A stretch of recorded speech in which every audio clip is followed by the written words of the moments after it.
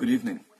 Tonight we will witness to an amazing event, a really amazing event, whereby the President of the United States, Donald Trump, declared the recognition of the legitimacy of Jerusalem as the capital of the State of Israel, and he also announced the moving of the American embassy from Tel Aviv to Jerusalem, and that will probably happen faster than most people believe will happen.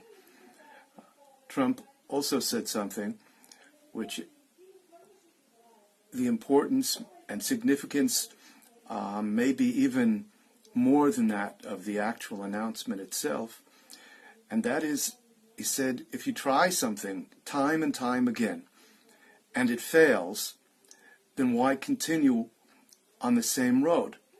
He said previous administrations have continued to refrain from accepting Jerusalem as the capital of Israel, but it hasn't worked. There's still conflict between the Jews and the Arabs, so why continue down the same road? And that's a lesson that we have to learn here in Israel. It's a lesson that the Europeans have to learn. It's a lesson that everybody has to learn. If you've tried once, and you've tried again, and you've tried again, and it continues to fail, then you have to look down another road. But one of the really significant ideas that came to me approaching the speech, when it was fairly apparent what he was going to say, was as follows. In Judaism, it's written that there's tremendous significance to time, and that when something happens at a particular time, it's not by chance. In other words, if we use as an example the holiday of Passover, when we were liberated from Egypt, which happened on the 15th day of Nisan by the Hebrew calendar, it doesn't mean that by chance happened on the 15th of Nisan, but the 15th of Nisan was already a special day, and that's why it was chosen for the redemption on that particular date.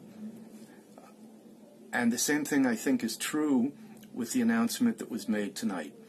By the Hebrew calendar, tonight begins the day of the 19th of Kislev. In a few days we'll begin Hanukkah, and the Or of Hanukkah already starts to be felt. In other words, lights of Hanukkah, which we'll start to light in less than a week, we're all already starting to feel those. They're already starting to have an impression on us. And of course, when we deal with Hanukkah, we're dealing with miracles. But today's date has another significance.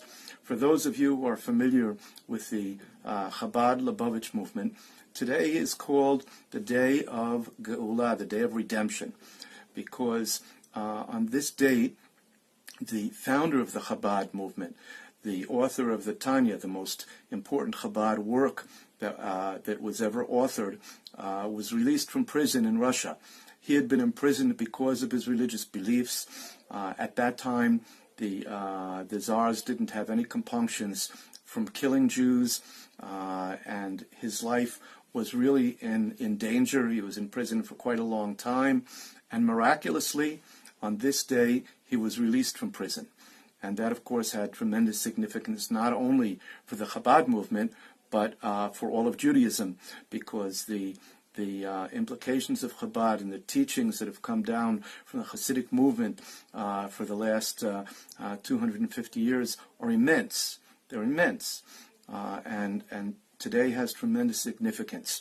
The fact that today, when we talk about the day of Geula, the day of redemption, that's celebrated today, not only by people that are directly associated with Chabad, but by Jews of all walks of life, Dafka today, of course in the United States it was still a previous day, but by Israel time the date had already changed.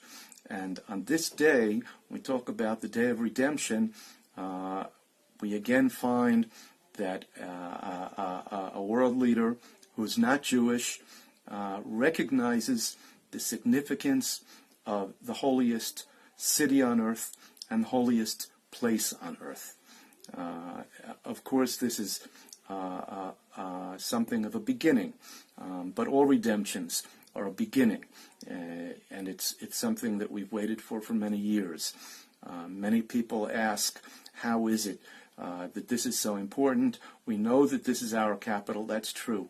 It's very important that all the nations of the world know and accept that this is our capital. We know it. We've known it for the last 3,000 years. But today, with the kind of international community we have to ensure that everybody knows that and understands that, because it'll only bring them benefit in the end. All right? That is the task of the Jewish people, to bring good, to bring holiness, to bring sanctity to the entire world. And we cannot do that without being in our land. We cannot do that without being in our holy city, and without the fact that this is recognized as a Jewish holy city, which is the capital of the state of Israel. And this is probably, as I mentioned to a friend of mine, the first time in close to 3,000 years since the division of Judea and Israel, following the reign of King Solomon, that a major foreign power has recognized the capital of Israel, of a united Israel, okay, all of the state of Israel, from the north to the south, from the river to the sea, and it's really a very significant event. Perhaps more significant for them than it is for us, because their recognition will only bring blessings upon their heads. And of course, we have to see to it that we continue to walk in the right direction, that we have to continue to show the world the holiness and the sanctity that does exist in the world. We have to be a bridge so that they'll be able to reach that sanctity as much as they possibly can. And the fact that Donald Trump has been able to start that process, to start to lead the way, is something that we really have to give thanks for.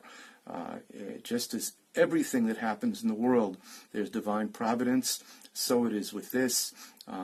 It's not by chance that he said this or that he declared this tonight. This is certainly an act that could not have happened without divine providence, without a guiding hand from above, just as everything that happens here is with a guiding hand from above, and without that guiding hand, it could never happen, it could never begin. We know that here in Israel, because without that divine presence and that divine providence, the state of Israel wouldn't exist. Jews would not live in Jerusalem today. Jews would not live in Hebron today. There would probably be no Jewish presence here almost whatsoever. So this is a continuation of the miracles that we've seen over the years, and with God's help, we'll continue to see. Shalom.